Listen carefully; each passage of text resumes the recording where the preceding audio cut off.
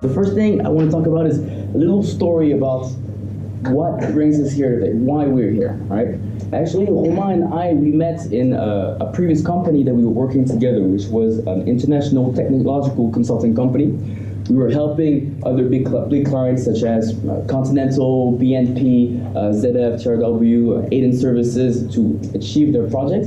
And that's where we gain our USP, our unique selling points. Because we're quite young, Romain's 28, I'm 27. But still, despite our age, we were in charge of doing three things, right? The first thing was to develop the business, so finding out people, keep people in our target companies, and then have meetings and take care of things from the beginning to the end. Second thing was to recruit consultants to be able to perform these projects, help, for instance, Continental design new headlights, help BNP implement new payment systems, and then also manage these consultants after they started their projects. And the reason why I tell you this is that during that time, we found out that we completed hundreds of client meetings, hundreds of interviews, and we found that there was a gap between what the people in the companies you are actually working with, that maybe you will be working with, their expectations, and what job applicants of all levels, from beginner and undergraduate level to sometimes 5-10 years of experience, experts in their fields, to the level of proficiency that they were displaying during the interviews. Not to say that they could not perform the job well, but in terms of what they were displaying during these interviews, there was a gap. And we thought that it was too bad, that it was a shame that you could have hundreds, thousands of hours of professional experience, educational experience, and then just because of a few details, not be able to stand out during a job interview, where you have to convince the actual person who needs you to do a job and you need to get things done, who needs results. So that's why we started Qalista in the first place, okay? Just to let you situate a little bit the context. So today we'll be speaking about, we'll start a little bit about the upstream research, the idea being that ahead of the interview, how to prepare. We'll go quickly upon it, through this point because we do assume, given your level, that you have this capacity to get the right information about where you're going, but we still will go back over the main points. Talk a little bit about an insight regarding a very interesting 2019 Hayes study. The meat of this today's workshop will be in the self-introduction and in the question handling. And at the end, we will of course have time for some questions. So again, if you cannot hear me, if we speak too fast or something, just wave your hand. The good thing is that we're not too many people, so let's let this be interactive and make this as interesting for everybody as possible. Okay? Okay, perfect. Great. So first of all, who's Qalista? Great. So yes, thank you again. So in order to help our clients better perform during their job interviews, we intervene on two main aspects.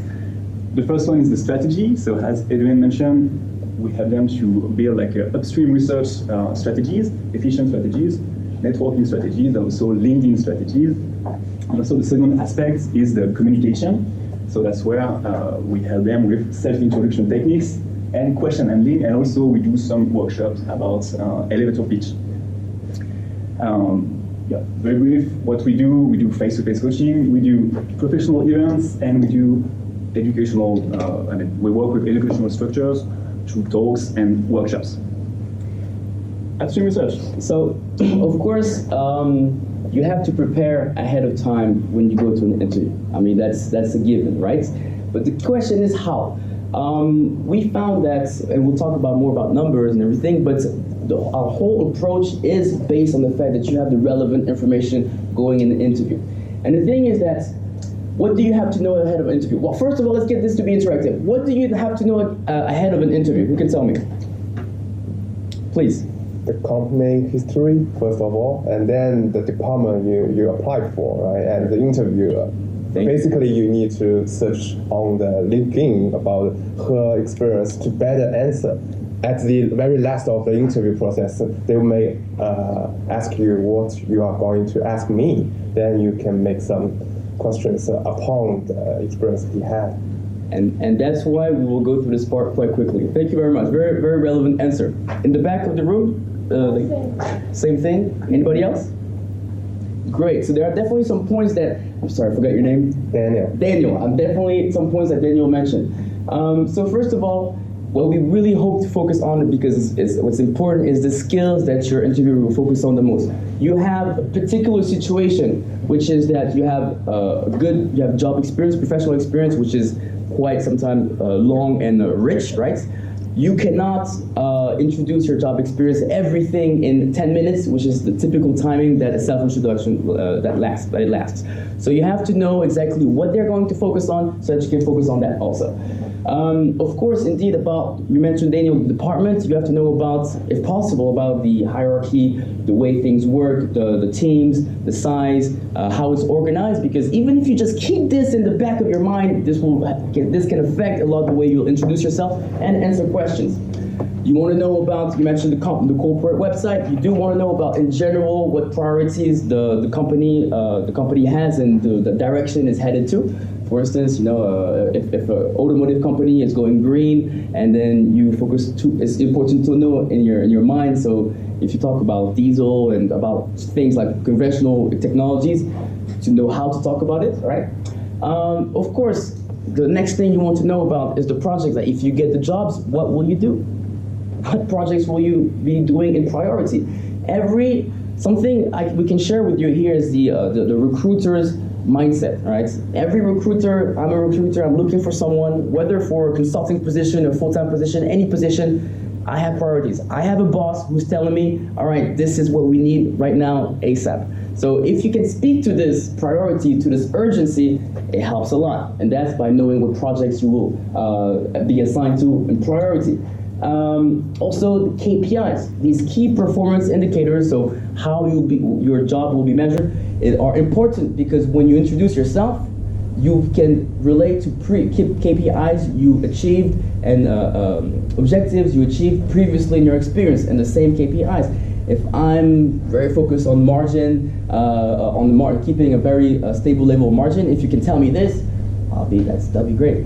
All right, and of course, the idea being to also to know about your interviewer. The interviewer, what they focus on, you want to establish rapport. So if you know that they're focused on some particular aspects, if you know about their educational background, it's very useful. And that's why, like Daniel mentioned, going on LinkedIn and doing a thorough research is very important. More information can you just share on this point? When you mentioned regarding the second point, the yes. teams and their interaction. Yes. Isn't this something which will be only the people who are working in the organization or people who have like close connections with the organization are aware about this?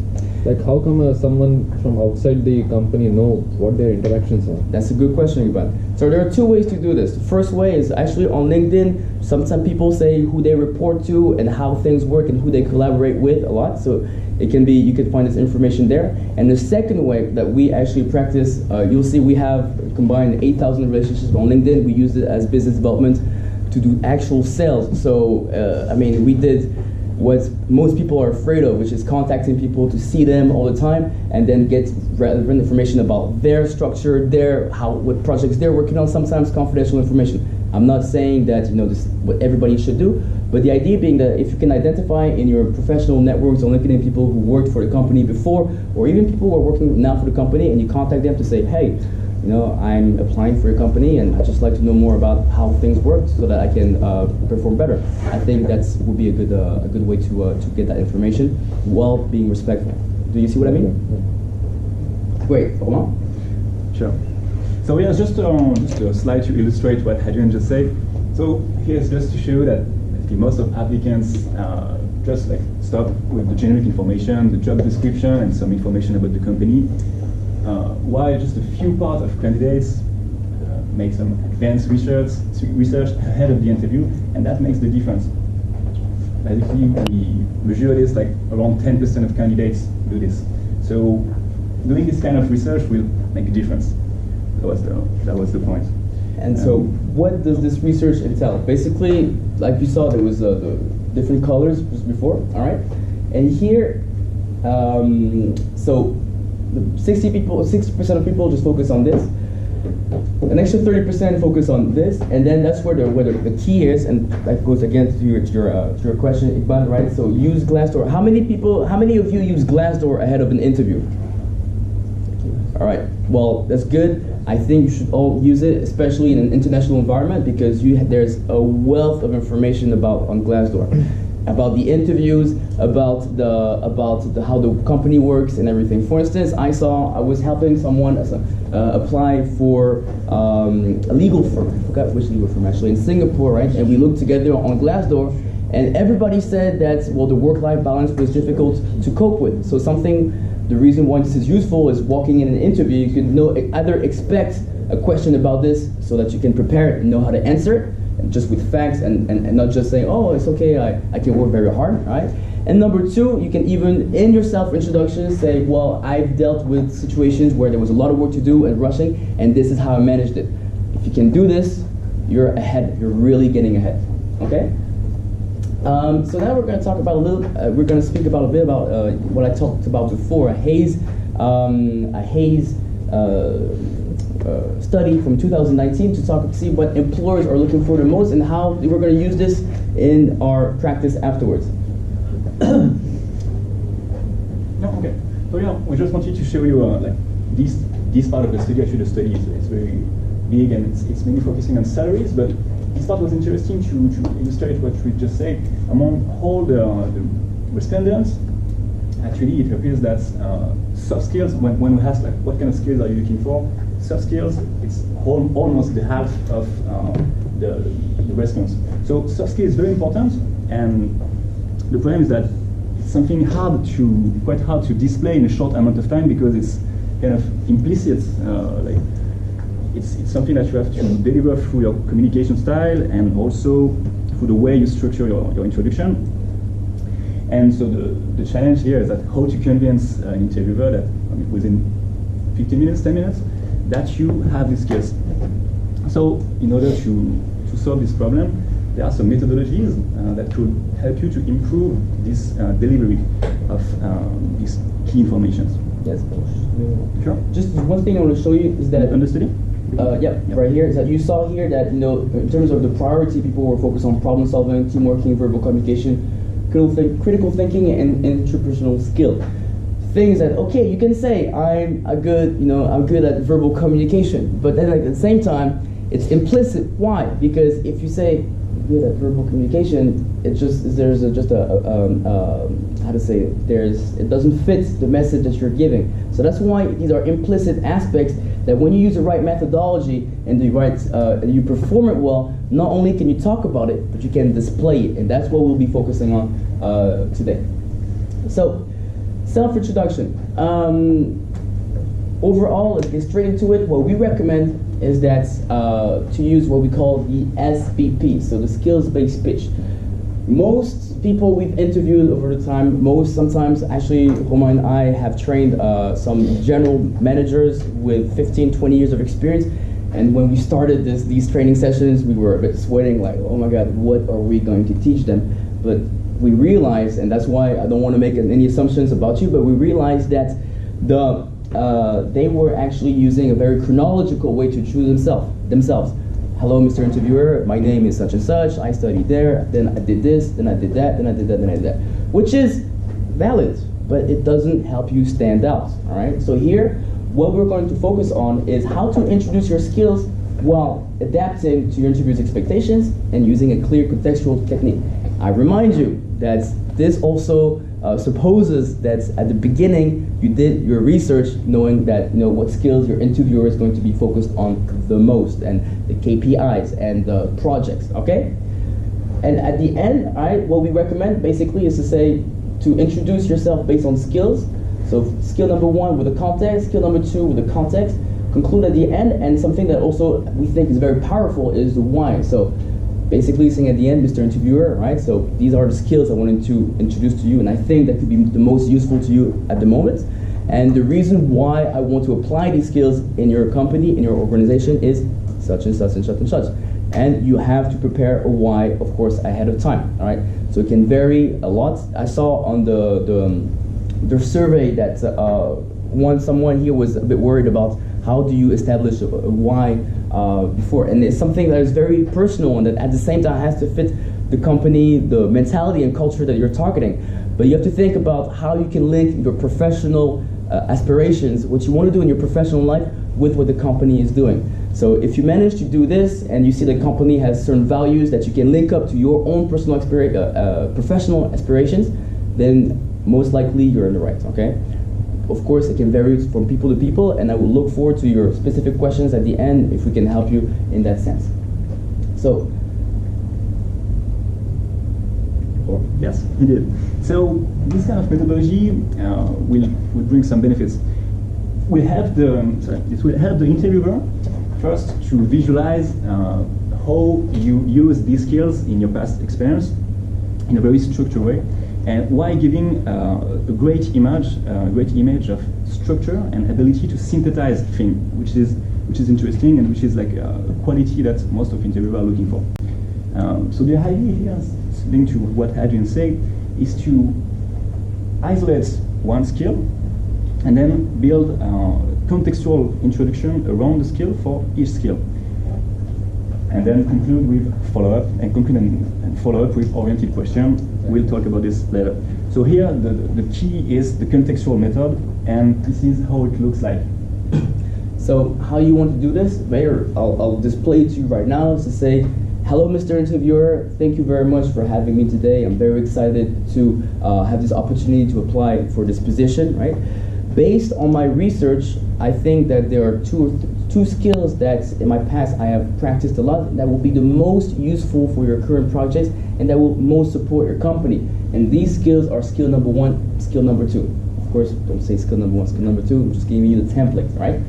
And when you start by saying, and then you say, I would like to start by talk about skill number 1. Skill number 1. So I practiced most skill number 1 in this company that I was staying in for 1 year, 2 years, 3 years. Right? This company's main product is such and such and such, and it has about so many people worldwide. Again, the template, right? Then within this company, I was in the department, right? This department and this branch in this location, and this department, the goals and the challenges that we had were number 1, number 2, number 3. Of course, the challenges, don't worry, we'll display afterwards exactly like with a clear example. Of course, here the challenges of the project related to the skill. If your skill is business development and you speak about CSR, right? Both are very important, but it just doesn't match, right? Then within this department, I was working in a team with so many people and focus on this. Other people in my team were doing the same thing as I was doing, but focusing on different clients or different aspects, or we were all doing something different. Again, if you research ahead of time and you know about their internal structure and you can match this most to see if it's the same thing or different, you can again gain some points there, because if the interviewer sees that your previous experience, your team structure and organization was similar, then he or she will think that you will adapt even it will be easier for you to adapt in their situation, and that you have the experience taking care maybe of a development process from end to end, or that you're expert on one specific point. And then the key, of course, is your role, your contribution, and why it was essential. Here, what you want to do, of course, it's not the time to be shy, is you want to say why you made a difference, okay? The idea being that to say this is all introduced, like the context of where you use that skill. Here, you want to spend a little bit more time to try to explain not only the actions that you took and where you use the skill, but also, very important, something that not many people use in interviews, data, numbers, results, examples, all right? Anybody can say, I am good at such and such, but few people can say, I'm good at such and such because all the reason, and again, I'll explain afterwards with a live example, and even fewer people can do this and after withstand very well the questions that inevitably come towards you, all right? So very important to focus to use a clear structure. And there are some clear benefits. So what are the benefits? Yes, so there's a lot of benefits using a contextual method like this. The first one is basically to add value to your resume. Because while most of candidates introduce their experience in a chronological order, like speaking about one experience and then the other one, this kind of way of introducing your experience based on the skills will bring some new information and basically will bring value to your interview. Because most of the interviewer they have your CV, so they know what you did, what was your position. So with this kind of thing, you can add some very precise key information that will be very interesting for them, and also they will remember them easily. So also it's going to bring a sense of structure. So, but also in like during interviews, it's not rare that the information is very interesting itself, but the structure is not organized. So especially if there's a lot of information to deliver, there's a lot of experiences, it's very easy to lose, to speak about something and then go back and then speak about another experience. With that kind of very clear methodology, you can have a structure and follow it, and this will bring like a very sense of structure. Then fluency and clarity, what we wanted to say with this is that it's a methodology that you can easily remember and you can keep in mind and you can practice it. So after 2 or 3 times, it's going to be very fluent and very clear. So you can use it in a lot of different situations, job interviews, of course, but also networking, like a lot of different situations. And of course, it's easy to follow, so it's linked with what I just said. And the idea is that it's going to make the difference, to make a little difference that is going to separate you from other candidates, to stand out. Because this is quite rare in our experience. But I've been conducting a lot of interviews, and maybe in my case, 2 or 3 candidates did something similar, and I still remember them because that was different and clear and easy to remember. And so, yes, Daniel? Because I still think I like this approach, but I think it's a little bit risky because it's based on a very strong assumption that you did a very thorough research on what they really need. What if there's some implicit requirements of this position, and you identify that in a wrong way, and all the skills you identify is not they really need, and instead compared to that. What if I provide a more broader shopping list for the employee, and then let's say ask a follow-up question? Would you like to elaborate more one of your experience? They know what they are looking for, right? So is this a better way or a safer way to do this? I see what you mean. I think in terms of what you're saying is that you're taking a chance, you're taking a risk, when you're doing this. And yes, you are. But something I'd like to tell you, Daniel, is that especially I think at your level, with sort of like high, perhaps management positions, where the positions are not so many, right? They're potentially with a similar background than you. There are going to be other candidates out there, and then the interviewer will have seen different people. And the thing is that if you're right, you're taking a risk. But at the same time, if you're not taking a risk, it's difficult to then reap the reward, and maybe someone else will take that risk and get the position. Also, in any interview, in any case, I see what you mean. There will be questions afterwards. So I think there will, even if you use this, that is for the first 10 minutes of the interview, you will have, at least in our experience, about 25 minutes where the interviewer is going to ask you questions, right? Maybe they'll interrupt you also, which we'll see how to deal with afterwards. But again, as it's true, what you're saying overall is right. If you give a more broad version, all right, you will not take less risks, but it will be like closer to maybe your resume, and you will not stand out as much as possible, knowing that afterwards, in any case, the interviewer can ask you some questions. So that's why we recommend you that you do some thorough research. Of course, it takes some time to do it. If you talk to people in in your professional networks, and then you say, oh, I'm going to focus on this more or less, and if they tell you, no, of course not, then of course you have to change your approach, but at least you have the information. And if they tell you, yes, it sounds pretty good, then you're good to go. And in which case, if you prepare well, you have all reasons to be confident in your approach. Does that answer? Yes? Yeah, just want to add on to what Daniel, sorry, I won't take much time. No problem. The thing is, I agree with what he said, and you also corrected properly. Is it the right approach to just tell the interviewer at the start that based on my research about this role and your company, these are the skills that you are looking? Is it correct? Or just take a confirmation from them before pitching them your skills? and then have a backup plan just in case. Yeah, we showed this pitch, we showed this job description, but actually what we are looking for is this skill, so that you can have a backup plan to say, oh, okay, in that case you show different kind of experience. Will that help? I mean, I mean, if you can manage, because of course, as we'll see afterwards, you need to practice ahead of time, and it can be even difficult for us. We really worked with this methodology for a long time, right? If right now you try to tell me something that I really on the spot, right?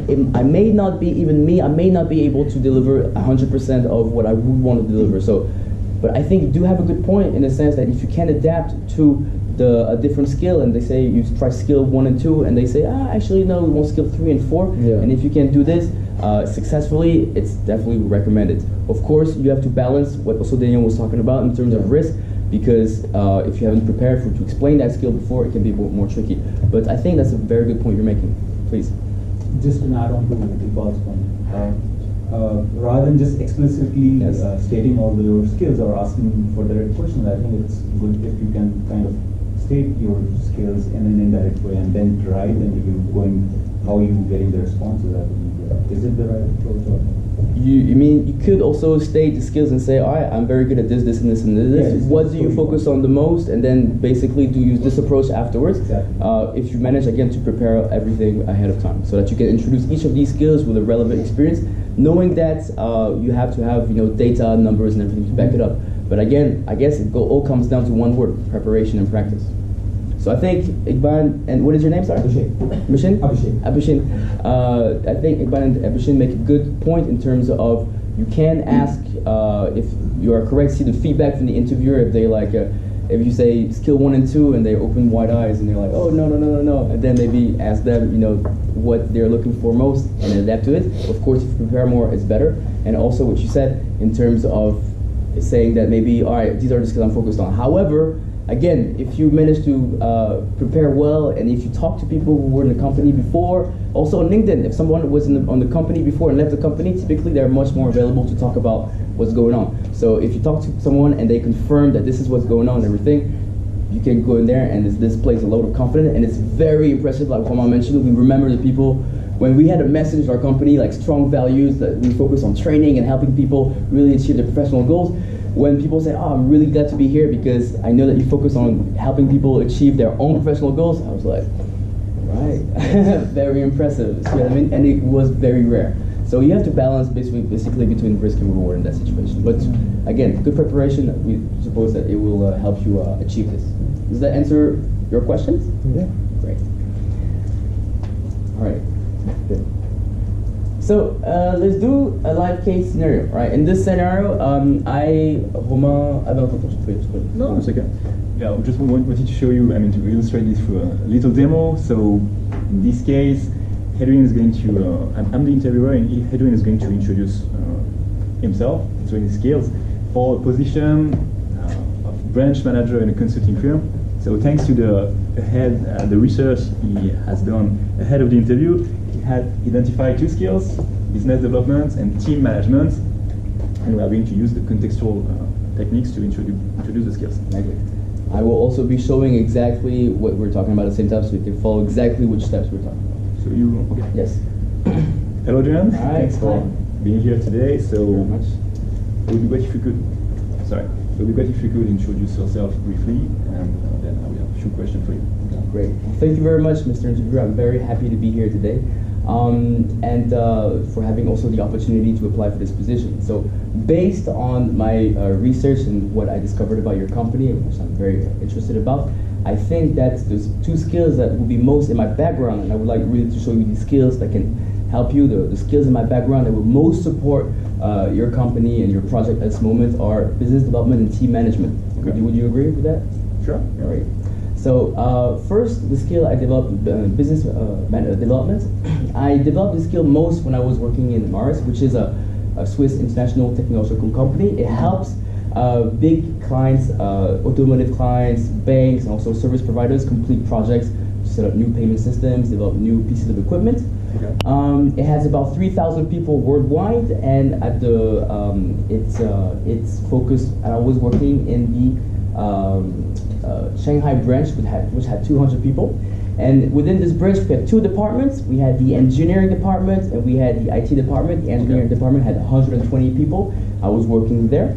And there, as it relates to business development, we really had to, each manager, like myself, had to open 2 to 3 new key accounts, while at the same time getting in within a year 5 million. Okay. Yes, within a year 5 million RMB, and also maintaining a level of profit margin above 35%.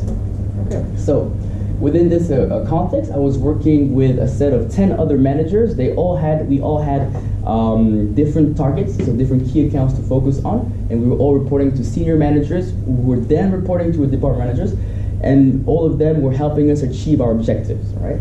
And so within this context, what I did was that I had to take care of everything from start to finish. So defining which key accounts to target, then finding out the contacts, getting in touch with them, setting up meetings, all the way to introducing the consultants, signing the agreements with the procurement, which was difficult sometimes. Then signing the projects, and then starting the projects, and then afterwards managing the consultants. So the full cycle of from start to finish, right?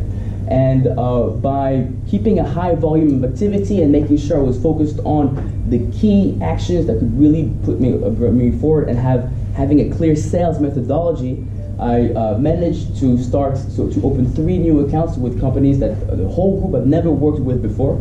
That was good. I brought 5.3 million RMB within the time period, so I was a little bit over my objective, and I managed to keep a level of profit margin that was actually 36 to 37%. Okay.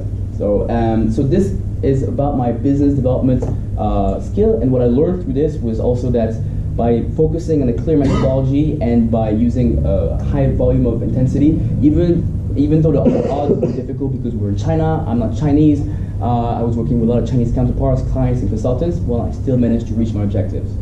So that was for my first skill, business development. The second one I'd like to introduce is team management. Just stepping out of it, just a side note, right? Unless, if you're wondering, right, you can use different skills in one company. So, it doesn't mean that, skill 1 has to be in company A, skill 2 has to be in company B, right? And in which case you have to adapt and also show this. So I'm not going to repeat exactly what I said to the interviewer, because then he'd be like, I know this already, right? So I have to adapt to this. But I just want you guys to know that you can use different skills in one company and one professional experience. So just end of the sign up. So the second skill I'd like to introduce is my team management skill. So actually, I was working in the same company as mentioned before, so the international consulting company. However, here, as it comes to the department I was in and its goals, the goals were a bit different. The goals were to maintain a low turnover rate, below 8%. A bit difficult in China these days, but it was our objective nonetheless. And also, it was to make sure that the projects were finishing the project, because there's nothing worse than a consultant leaving a project halfway through. So here I was also working not with their managers, but working with a team of HR that were helping us with the details and communicating with our consultants, as well as with, again, my senior manager and department managers, which were also overseeing this aspect of my activity. And here, what was interesting is that, again, despite the cultural difference, I really managed, what I had to do was keep a clear communication with my consultants and help them achieve their own professional objective, because that was a big value of our company. So knowing what they wanted to achieve, help them achieve this through training and through their actual projects, and also through meetings with the direct supervisors on site to find out that everything was going wrong, something was wrong, to help clarify any communication mistakes, communication problems that there could have been. So in the end, and during the year and a half that I stayed in the company, I didn't lose any consultants, so I guess my turnover was 0%, and none of my consultants quit the projects halfway, so I guess and when I finished, all my consultants were still on projects, so I guess that was a success for me. Okay. And I would love to hear any questions that could perhaps clarify other aspects of my profile. Is that okay? Okay, yeah, sure.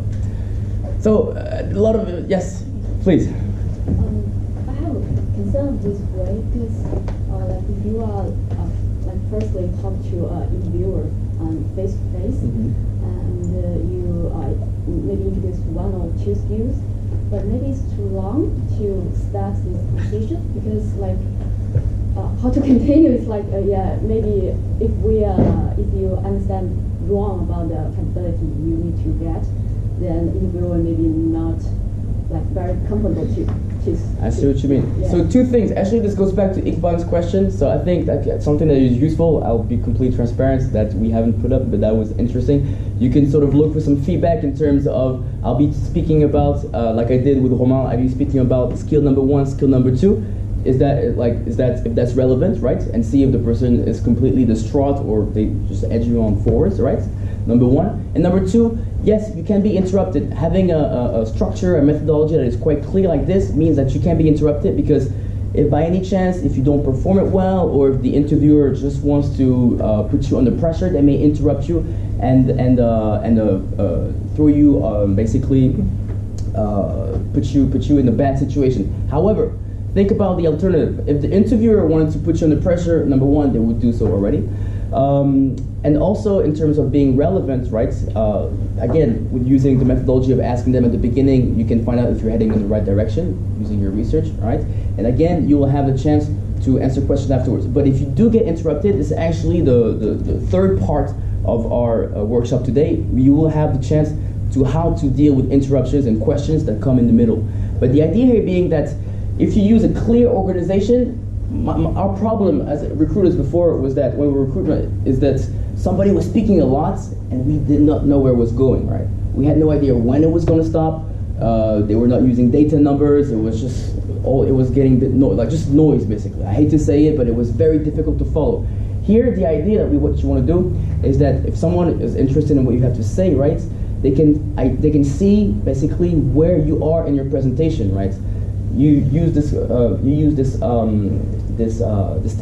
methodology once, and then if you use it again, they know when you talk about your team and interactions, they know that what's coming afterwards. So they don't think, oh, this person is going to keep on speaking for 20 minutes. They know that they can measure the progress. Okay, so this also is an added value for this methodology. But however, if you get interrupted, we'll see afterwards how to deal with it. Does that answer your question? Thank you. Yes. So actually, now again, the third part will be about question handling. But right now, what we want you to do is to give it a try. So what we're going to do is that timing. All right. We want you guys, if possible, to make teams of 3. All right. Teams of 3 in which there will be 1 interviewee, 1 interviewer, and 1 observer, right? The interviewee's goal is to introduce some skills, right?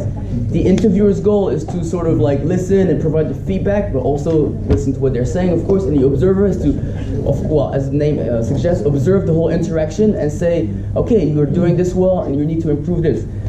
Something that's key here that you don't need us to improve is self-improvement in terms of every time you do something like this, think about 3 things that you did well and 3 things you can improve. And by doing this, you can improve, right?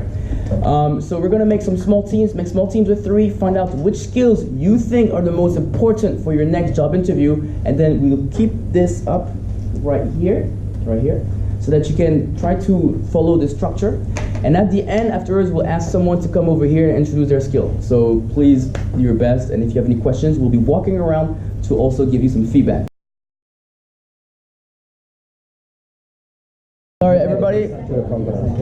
I'm really sorry. I hate to interrupt you because I see everybody going, but I'm looking at our master of all, which is the timing over there. And there's so many things, some things we still want to talk about. And the reason why I interrupt you right now is that is somebody willing to come over to sort of give a practice, and then who can tell us basically about their profile, their target position, and introduce 1 skill to see, and then we can comment on this to try to see what they do well and how to help them improve. It's a good way to practice. If you can do it in front of an audience, well then, of course, you can be very confident in an interview. Anybody?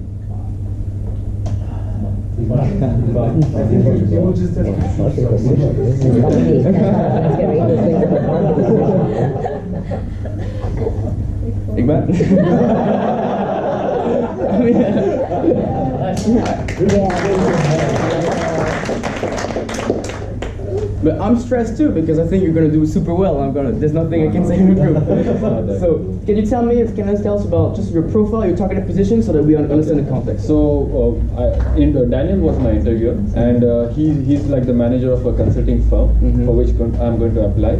So before I begin, I just told him that I'll just briefly enact what I did. So I was like, it's indeed a pleasure and an honor to be here, sir. I'm really humbled that you have shortlisted my profile. Based on my research about your company and about the role that you have shortlisted me for, I believe that you're looking for two key skills, the strategy and the implementation. Because your company has now recently started not only building up strategies, but also implementing them. So I believe that these are the two skills that you're looking for. Am I right in my understanding? So on this, he said that no, we are only focused on strategy. We are not so concerned about the implementation. So I said, okay, in that case, I would like to tell you that I have like 10 years of experience. Majority of it has been in strategy. And with this, I'd like to tell you that I come from my industry background. Anyway, he's aware about my industry background. So I was working for one company in Africa, in Lagos, where I was working as a consultant to help my client set up a $16 billion refinery, and then I gave some specification as to how much is the size of the plant. So I told him that it is 25 million metric tons, which is very high in comparison to other refineries across the world. And I submitted my report and my studies in just a span of 6 months, based on which they even recruited me in their own team to implement the strategy. I did for them a complete market research, global outlook scenario, then cost benefit analysis, even environmental protection, environmental studies. So I gave them a very comprehensive report, which they were very impressed with, and subsequently they hired me into this. This is just one of the aspects that I am involved with. Not only in this sort of projects, you deal with government agencies, local communities, and other technological and engineering experts. So what I bring to your team is not only a global exposure, but also a very good team management and interaction. So I can interact with the lowest level of employees, right from the people who are working in the field workers, right to the top level, the CEOs. And I have worked in US, Africa, India, and China. So what I bring to the table or to this to your company is something very global and very strategic. Thank you. First of all, so let's start by saying, so what are some things that you think, thank you very much, that's great. What are some things that you think Iqbal did well? Yes, Hansen. Well, actually, he talked in a very structured way. And then you know that his commitment, and he did research into his homework, and also is very, very specific to target this position.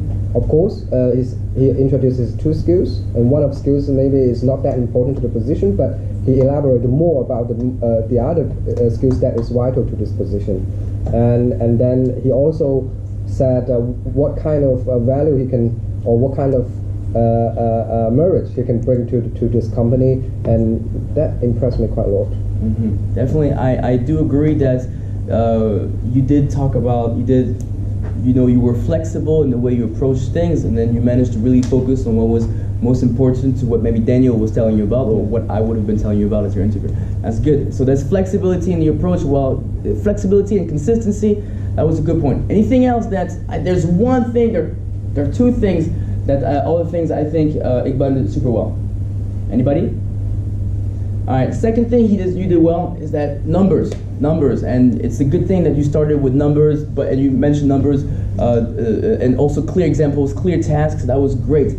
This really helps me visualize, especially if I'm a professional in this environment, whether you were what level you were working at, and if you mentioned 25 million metric tons, I know also if this is good, bad, or not, or a lot or not a lot, and it allows me to visualize. That's very good. And also clear examples. And the third thing was that you really sort of projected yourself and to say, it's a bit what you were saying also, Hansen, like, I want to bring something to you, and then by projecting yourself, you're also helping me project myself in our collaboration. That's very good. That was very displaying the skills of leadership that the companies are looking for, right?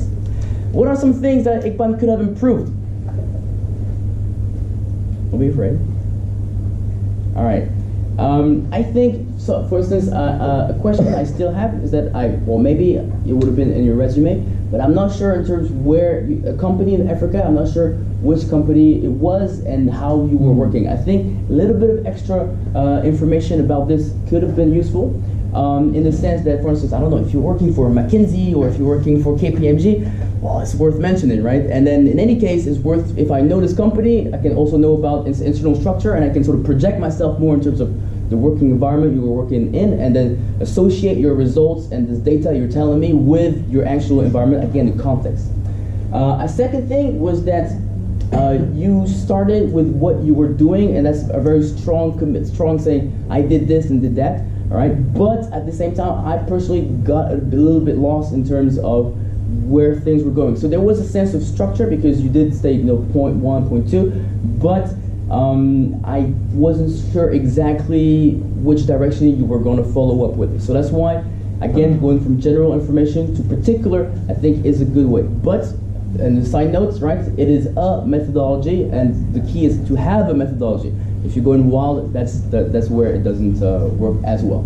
Okay? All right. So very good job again. Round of applause for John. Thank you very much. And we're going to follow through with the third part, because what can happen? Let's check something on. So yeah, actually we need feedback. This is just to sort of like just to summarize the key points. Yeah. So. But there's a but. Yes, there's a but. Yes, there's a but. So for instance, if I say, Iqbal, okay, well, actually our company is focused very much on Russian clients, and then the strategy that we've had with them, the definition of strategy with them is actually completely different than anything that is done around the world. Also, they have a very particular way of doing business. They do not take, very well the idea of someone else just sort of this sort of implementing or saying strategies setting up a strategy for them. They have their way of doing things, and it makes it very difficult to work with them. And actually using helping them use our recommendations. So how would you deal with this situation? That's an actual question. Oh, you are asking? I'm asking you. Well, honestly, I had experience working with Russians, and yes, so I know precisely what they are looking for, and it's wrong to say that all of them are the same. But yes, I do understand the challenges. But what other skills? But I can definitely compensate it with my other skills, which is like my own people skill, which helps me to maybe gauge the situation properly and try to convince them in a manner. If in the worst case scenario I'm not able to convince them, I'm definitely flexible enough to adapt to their thinking and build up my strategy and approach to their liking. Because at the end of the day, they are my client. I have to make sure that they are buying what I'm selling. Okay, thank you very much. Again, moving on quickly, what type of structure, again, you understand that today it's a lot about structure methodology. What kind of structure did you detect? I think there's some good things in Iqbal's answer. I thought that was interesting that you sort of tried to relate to the problem first and then try to display what you've done a little bit in the past.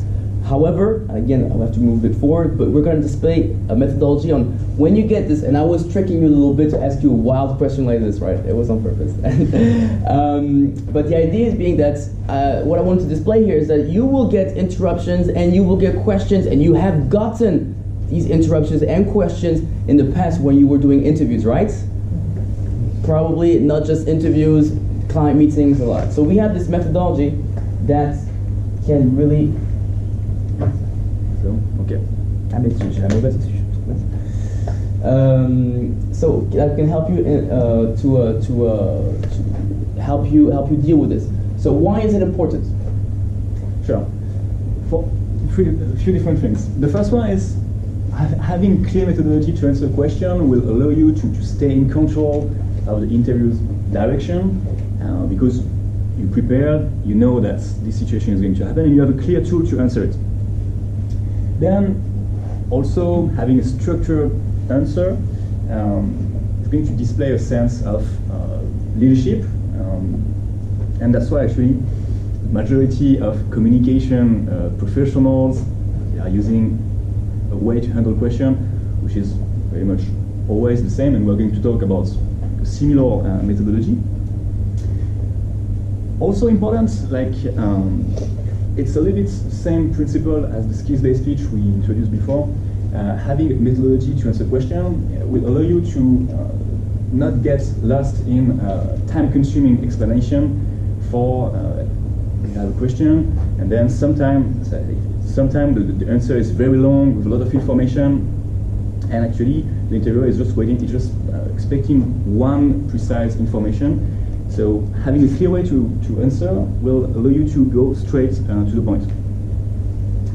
And overall, everything, preparation, methodology is going to help you to reduce stress and increase your confidence because you will be prepared.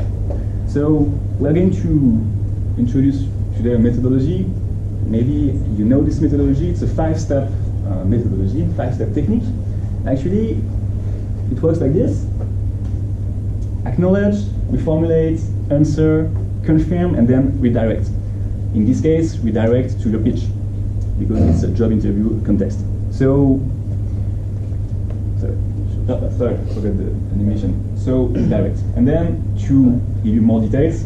So what does each step entail? Because we were in too many interviews where we ask a relevant question that is difficult, but that stresses out the candidate. And then, like Romain mentioned, they start talking about a long time to try to, and in their mind, you can see they're trying to figure out what exactly we want. And in the end, we're just wasting time, and they're stressed, they're not having a good time, we're not getting the information we want. So first thing is to listen clearly to the question and interruption. You might tell me, hey, Adrian, well, I know how to listen, right? And again, the reason why I mention this is that it is elementary, but it's also important. For instance, question sur management. Okay. For instance. So assuming that you are like Romain asked me a question about my management skills. Okay, Adrian, you mentioned about team management skills. I can see on your resume that you have such a short experience, like 1 year in team management. Do you think you will be able to manage like large team, and especially people more experienced and older than you? Do you think how will you do that? Okay, thank you. So what I'm trying to illustrate here is that if I had interrupted him when he said large teams, and I said, yes, I know large teams, I've managed 10, 20, 30 people, right? I would not have gotten the actual information, which is, older people, right? What he wanted to know. We'll talk about it afterwards. And the thing is that you might, again, think so simple, but sometimes questions come in a very clear context, like a clear question, but sometimes it's a follow-up question. Sometimes it's an offhanded question. And the key is that if you really remember to listen to the full question, you have much more chances of getting that full of answering correctly. And again, with all due respect to your experience, it's just that we have seen people from very prestigious backgrounds sometimes commit this mistake from different levels, and it's just too bad to not really able to get the right information. So acknowledge and send, and when the interviewer is finished asking this question, you can finish by saying, okay, just to make sure that they know it. They to confirm that they're finished. Next is reformulating. As you may know, the difference between repeating and reformulating is that reformulating is restating the interviewer's intent with your own words. And this has 3 benefits for you. Number 1 is that you make sure you understand the question. So for instance, if I say, Romain asked me the question, I say, oh, so you mean you want to know how I can manage large teams? He will say, not exactly. Exactly. And then he'll restate the question. Now I know he'll tell me, no, actually I'll focus on something else. And then, it allows me to really make sure I understand the question, right? Number 2, second benefit, it allows the interviewer to understand that you understand the question. If I reformulate it correctly, Romain's going to say, okay, he gets it, so the answer is going to be relevant, so he's listening all the more carefully. And number 3, it gives you time to think. Because sometimes if I ask you, for instance, if I ask you, Igban, I just made up a question on the spot, right? But a very difficult question that may be relevant, and if you have to answer in 1 second, it can be actually really challenging at whatever you do. Because if it's just to test you, then my question will be difficult, asking you about a technology or something that nobody uses just to see how you react. Or if it's completely legitimate but complicated, well, it will be difficult to answer on the spot. So reformulation is important. Then you want, of course, to address the interviewer's concern. At the end, number 4, you want to confirm, which is basically what I've been doing with all your questions to this tonight. Did I answer your question? Did I address your concern, right? And this way, if Romain is not satisfied with my answer, you'll say, no, actually, I wanted to know more about this, and this. Here again, you're displaying a sense of leadership, control. You're not just being passive and just being on the brunt end of this questioning. You're taking an active participation in this interaction. And finally, like Romain said, redirect. So for instance, there was a question at the back of the class before that was interesting about, is it a bit too long about whether you introduce your skills and everything. Here, the benefit of having the structure and having this methodology is that if you're interrupted in the middle of your presentation, but it could be about any presentation, whether it's skills-based or just chronological, right? If you have a clear structure, right, it helps, but you can also just redirect to the question and say, okay, well, if that's okay, Mr. Interviewer, I'll go back to introducing my skill about this, and that, and it will give even more context to the answer I just provided you, okay? And if it's the time for you to receive questions from the interviewer, you can say, well, are there any other aspects of my experience which I can further clarify, all right? And this way, there's one thing that actually we didn't write on the PPT, but that's interesting, is that you can take more control of the interview process by just knowing the rules and applying them very well. So is there one point? Yes, Hanson. I have a question. What if the interviewer is not satisfied with your question? Well, with your answer. Well, then you have to sort of try asking them again. Okay, well, can you please reformulate your question so that I can clearly state it? But then again, right, if you had not used this answer directly, the chances of them not being satisfied with the answer would have been even higher. See what I mean? Because you have a couple filters that can make sure you understand the question and make sure you address the question correctly. So in this case, if they're not satisfied, they will typically take the initiative to say, well, no, actually what I wanted to know is this, and that, and then you go back to step number 2. Again, for a difficult question, if I ask you where you were born, all right, as you can imagine, you can answer directly. Does that make sense? Okay. There's one of these 5 points that reserve more attention. Which one is it? Maybe if you're paying attention to the PPT I slipped and I showed you. Number 1, number 2, number 3, number 4, number 5. And it's number 3, all right? I just said address the answer. Is there something else we can talk about in this? There is, all right, and this is the STAR methodology. Do you know this methodology? Especially the ones who've been in consulting? Yes? No? Nobody? Well, perfect then. All right. Romain, what does STAR stand for? Sure, so it's easy to remember, 4 words, and actually it stands for 4 different steps in the way of answering and explaining what you did. So situation, task, action, and results in a chronological order. And yes, it's a technique that is used by consulting companies, the Big 4. I know some people have consulting background. So in the Big 4, for McKinsey, KPMG, EY, PwC, use this techniques to really help structure. It's a little bit of storytelling, but it's also about helping structure an answer, and it does many things in terms of not taking too long and being clear to the point and providing actual results. So what does every step contain? Situation, simple, to explain the circumstances and the setting in where you were in. Don't be afraid. We wrote down include conflicts. So this is where we want to talk about the problem that you were facing overall. Again, we'll display this afterwards with a live example. Number 2, task. So what you had to do in this situation, right? Number 3, action. So the specific steps that you have to do within the context of step number 4, right? So again, this is the time to not be humble, like we said, in terms of your contribution. This is the time to say what exactly you did. And of course, results. Very important, maybe the most important part, all right? What was the outcome of your action? And this is where, again, you want to talk about data, numbers, and results, okay? This really is really useful to help the interviewer, any counterpart that you have, really see the train of thought from start to finish using a clear context, all right? We will display right now what it's about. So, I'll be speaking about my team management skills, and Romain will interrupt me, and I'll show you exactly what I mean, and I'll show you at the same time. So, Mr. Interviewer, so within the consulting company, I was working again in the department, engineering department. But here, actually, our goals were a bit different. Instead of being this business development, we really had to make sure that the turnover rate was quite low, below 8%, and also make sure that we have any projects any projects that were finishing halfway through. So within that, we were working in a team. Sorry to interrupt you. You mentioned about team management. Yes. But same question. But like you have quite such experience, and according to what you said, like your consultants were quite young. So in our company, it's more experienced people. Do you think you will be able to manage them and that it won't cause any problem? What do you think about that? Okay.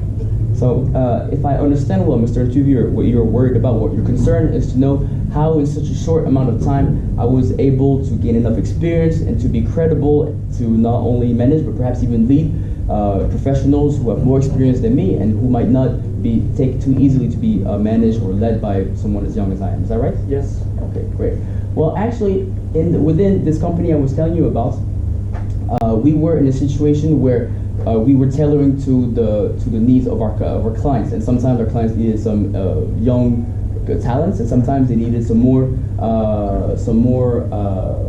talented or experienced people. And I actually was in a situation where some of my consultants had 5 to 10 years of experience and were like 7, 8 years older than I am. And so in this situation, I had to make sure that still, despite this age difference, I had to make sure that everything was done properly, which means that when they need to report some things to me, well, that they did report it, file some reports, that they did file it, that they showed up to the monthly meetings with their direct supervisors on site, and that they would listen to my advice when I give it to them, especially about communication, because I could give them that third eye point of view regarding their projects. Okay. So what I did was that I actually really clearly stated from the beginning what were the rules of communication between us. And I told them that I was not there to teach them how to do their jobs. I was not there to be their boss and just boss them around. I was there to help them better achieve their objectives, personal objectives, professional objectives, and be able to learn as much as possible within the projects that they were doing, and simplify any communication problems that they could be between their direct supervisors and them while they were on site, right? Which is actually a bonus that sometimes employees of the companies that they were working with didn't have, this sort of ability to have this help from outside, right?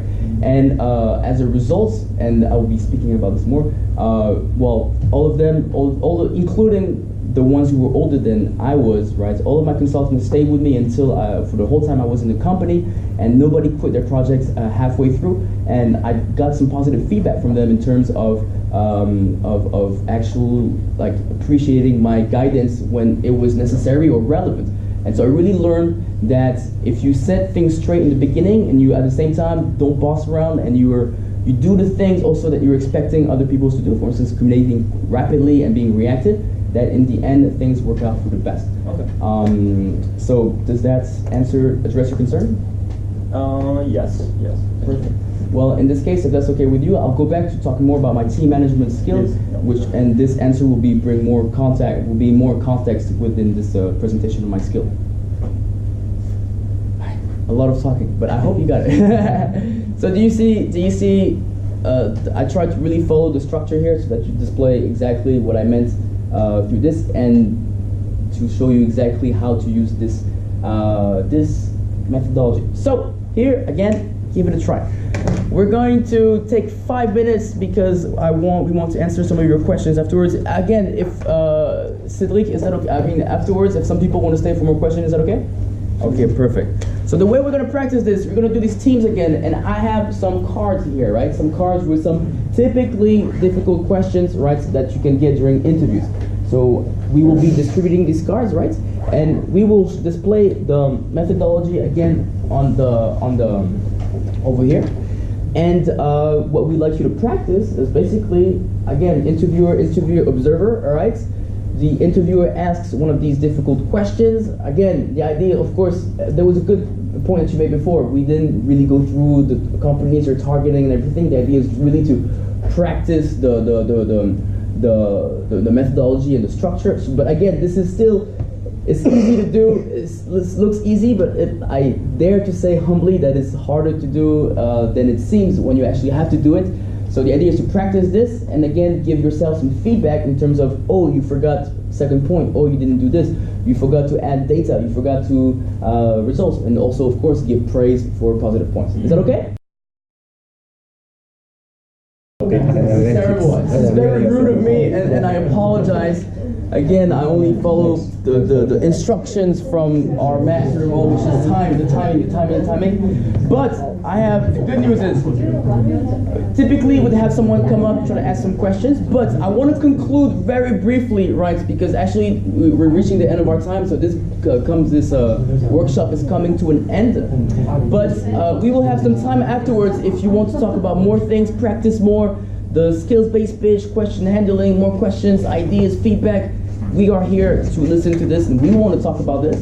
But overall, just wanted to conclude to say the three things. Overall, the idea that we wanted to give you was some methodology, some structure, and also an insight into a recruiter's mind in terms of what they are thinking about, so that you can better adapt to it. The three things we talked about. The three things we discussed today in terms of understanding interviewers' expectations, so upstream research, self-introduction, and question handling, they actually belong to, overall, they take points from the 29 diagnostic points that we found out together were important in the job interview, right? So those three things we saw today, they take from the most important points, and if you master these three things, research and self-introduction, question handling, you're good. But there are some more things. The reason why we're telling you about this now is that you can master everything we tell you about today. You can have a perfect methodology, this one or another one, right? If there's one point on this matrix that is not okay, for instance, simple, elementary, but if you're looking downward and if you're not creating eye contact, you can speak with the most lively voice you want and most passion, with the best numbers, everything you want, it will not work out, and it will really have an impact on your performance. So there are a few solutions to this. First of all, of course, we'll send you this on a group chat so that you can have an idea. If everything, all of these points, you can't really see them here, but that belong to these families: appearance, behavior, content, and mindset. If you're good on all these points and you have all of these in mind and everything is good, overall, it means that you won't have, typically you will not have extra surprises in terms of general job interview. And of course, the key is to practice. So practice with your classmates. You can even practice alone. If you practice alone, you can film yourself, watch yourself to know about the timing and to see what you would like to improve. And every time you do some of these things, whether the skills-based pitch, whether you feedback your research to someone asking you about your next interview, or you practice question handling, try to find three things you did well. It's important to be aware of your own strengths, and also three things that you'd like to improve. And after after every actual interview, do the same. And this way, you don't really need us. You can actually, if you have the right ideas in mind, you will actually improve a lot, and seldom people do this. So just as a reminder that the power is in your hands to really make a difference for your own next job interview. That concludes our presentation today. So if you have any questions, we are very happy to answer. Yes? In MBA, many of my classmates and to some extent myself, we come with a different background experience, and we look forward to changing our industry and function entirely into a different background. So in those scenarios, you don't have an experience to show to your interviewer. Like supposing I'm coming from, say, strategy and I want to get into implementation. I don't have any experience with implementation. So even after an MBA, even if I take a lot of courses about implementation, even if I update my skills and everything, the interviewer, very first thing he asks is, you don't have any experience in this field. Why should I hire you? In those situations, how you can convince the interviewer that, okay, I don't have these skills right now, but I have developed myself in such a particular way during my studies, and I really want to try this new position, and I can add value in this position. But how to convince them when you don't have an experience? That's a good question, and actually it's someone that we get a lot from undergraduate students who actually literally do not have any experience, and still we manage to help them. So it's a very relevant question. It's interesting that you are also facing this situation right now. First thing, very important, if you're in an interview, I mean, especially at your level, an interviewer is not going to have time to waste. if you're in an interview, it's important to know about this mindset. Be confident in the fact that you're here for a reason. You will not be in an interview if there's no reason to be in an interview. It takes time, preparation, resources, whatever. So just a simple fact means that there's relevance, and that the question here indeed is to test you, but the interviewer knows that you're somehow relevant to the interview, right? In most cases, unless you know someone who knows someone, that can also happen, right? But let's say in just like normal cases where they selected your resume and invited you over to an interview. Second thing, and that's the beauty of the skills-based pitch, it doesn't necessarily need to relate to exact professional experience. It could be things that you learn about in different manners, in different ways, and it's just to say that you know how to do this and that you can prove it, all right? Whereas if you talked about your experience in a chronological manner, right? Typically, maybe you'd focus more on your professional experience, but if you learn about these skills in another way, well, maybe it will be more difficult to sort of bring this out if you just follow your resume, all right? And third is also about here, especially if you know that you're in a situation where you will be changing background and that you will not have the typical background that the interviewer expects, right? This is where two things. First of all, that your research is going to come through. You said, I can adapt. If you can tell me, okay, Hadrian, I know that this is what you probably need. Is that correct? Yes, that is correct. And I don't have exactly this, but I have adapted to this situation in the past with these results, then I'm much more inclined to give you a chance, right? And also by providing a clear methodology, again, focusing on the results, it gives me the impressions that you're not just saying, I'm a fast learner. You're actually backing up your claims with actual facts and proof and results.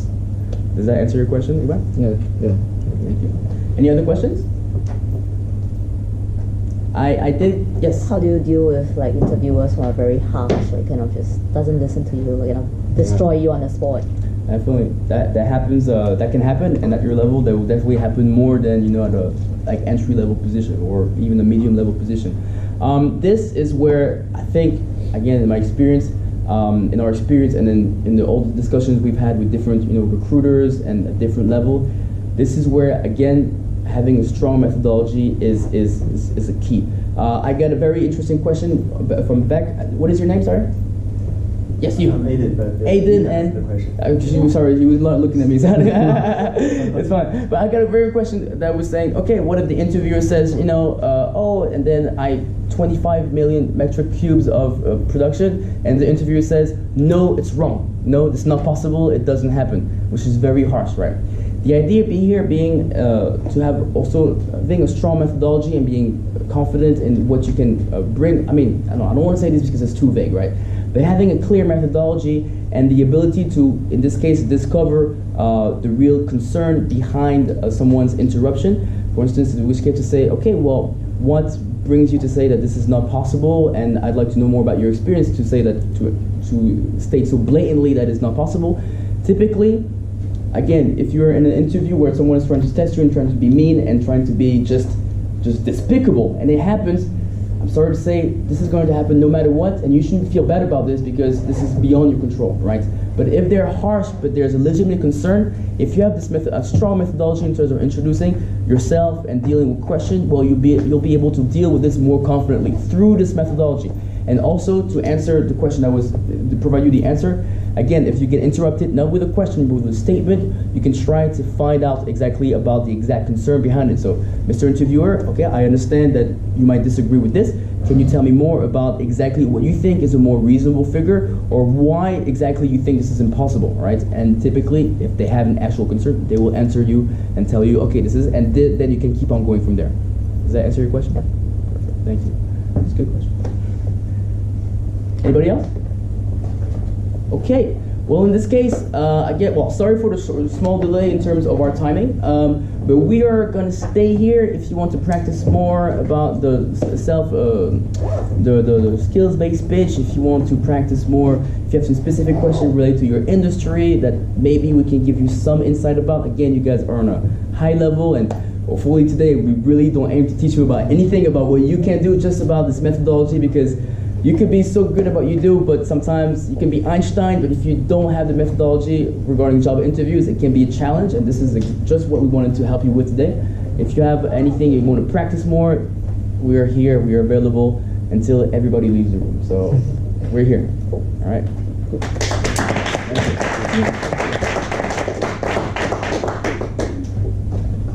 Well, specifically, actually, I want to ask you all things like, what are some things that you think we should improve? I mean, I'm very happy to be here. We're very happy to be here today, and we have some very useful input from Iqbal, from Daniel, from Hansen, also in the back of the class, that maybe we're going to think about, that we'll change our approach, because it's not every day that we have the chance to introduce our concepts to people to your level of both education and experience.